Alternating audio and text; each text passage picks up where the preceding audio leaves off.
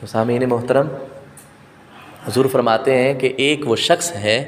جس کو اللہ نے مال بھی دیا اور علم بھی دیا، وہ اس مال کو اللہ کی راہ میں خرچ بھی کرتا ہے اور اس مال سے اللہ کے بندوں پر بھی خرچ کرتا ہے۔ اس مال کو دنیاوی آسائشیں اللہ تعالیٰ نے اس کو دی ہیں،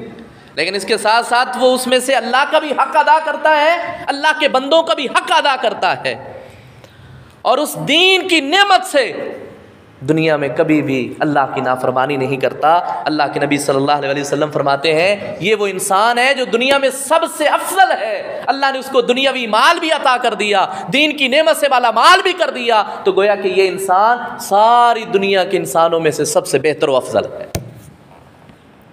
اب ایک دوسرا انسان ہے، حضور فرماتے ہیں دوسرا وہ آدمی ہے کہ جس کو اللہ تعالیٰ نے علم سے نوازا ہے، ایمان کی نعمت سے مالا مال کر دیا، اس کے پاس ایمان، عمل، اللہ کی توحید، مصطفیٰ کی رسالت، اللہ نے اس کو دین سے نوازا ہے،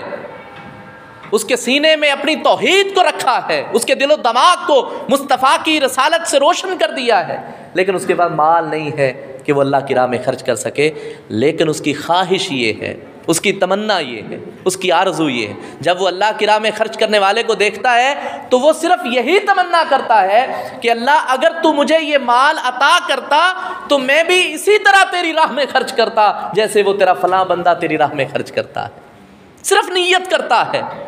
اس کے پاس مال نہیں ہے، وہ خرچ نہیں کر سکتا ہے، لیکن اس کی نیت درست ہے، اس کا ارادہ درست ہے، اس کا نظریہ اور سوچ درست ہے، اس کی سوچ پوزیٹو ہے۔ اللہ کے نبی صلی اللہ علیہ وسلم فرماتے ہیں میری امت کے لوگوں دیکھو، اللہ جتنا اجر وہ پہلے شخص کو عطا کرتا ہے یہ دونوں اجر میں اتنے ہی برابر ہے۔ اس کے پاس صرف علم ہے، صرف دین ہے، صرف ایمان ہے، صرف توحید ہے، مال نہیں ہے، لیکن اس کی نیت یہ ہے کہ اگر اللہ تو مجھے مال دیتا تو میں تیری نافرمانی نہ کرتا،